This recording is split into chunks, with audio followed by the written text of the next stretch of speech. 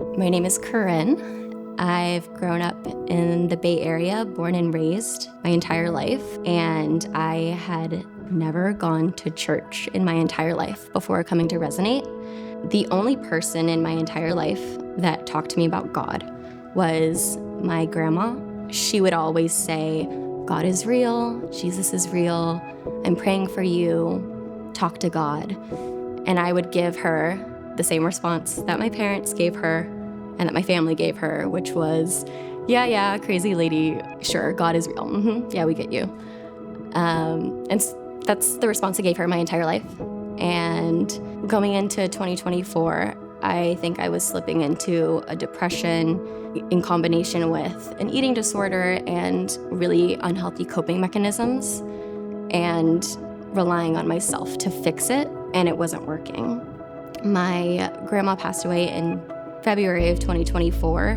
When she was with us, I was in the mindset of just rejecting any kind of gospel or testimony or wisdom that she might have shared with me, and I knew that wasn't working for me anymore. So I decided to give God a shot, and I decided to look for churches in the area. And as I'm going through that process, one person that I had gone to high school with, named Alvin, reposted something from Resonate on his Instagram story. I immediately responded.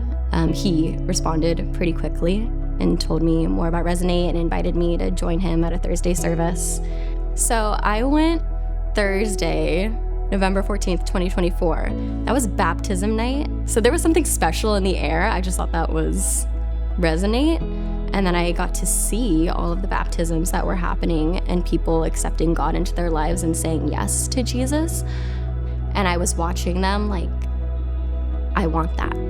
I want what they have, that happiness and that love. And there's something here that I want to be a part of. So after that day, I was trying to balance exploring Christianity with my personal life because I was inclined to keep with my normal ways and not really have too much time to attend Resonate or to attend Prime. And so one of the times I went happened to be right before the retreat, and they were saying, our retreat is coming up, there's only a few spaces left, so if you want to come, make sure you go home and register tonight. And so I went home and I signed up that night, and then I got there, and it was a great experience. Pastor Ed, he was speaking and he gave a message, and it was about seeing Jesus as more beautiful than useful. And I had never thought about that before because I think the undertone of my prayers and what I was thinking about Christianity and Jesus is how this can help me, get me out of this hole that I'm in. But then when he's breaking it down of what Jesus did and the grace that he gives and the love that he has, it just hit me on a whole nother level. And I found myself just completely breaking down. Pastor Ed had asked if anyone hasn't accepted Jesus into their life and feels so compelled to do so, could you just raise your hand? And then I looked and my hand is in the air. In that moment, I just felt so overwhelmed. When it hits you, the sacrifice that was made, the love that Jesus had for us to make that sacrifice, it broke down any sense of logic or reason or understanding that I had built my entire life. And they asked me about baptism that night, and I was like, sign me up, I'm ready.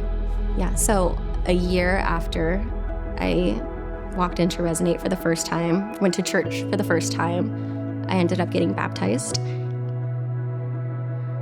And in that moment, I got the sense of immense gratitude for seeing where God led me in that year. When I hear about reaching the one, and I recognize that that's me, and I'm one of those people that's being reached by the Seek First movement, it just makes me feel very grateful to the members of Resonate that helped me along the way and to the initiative itself.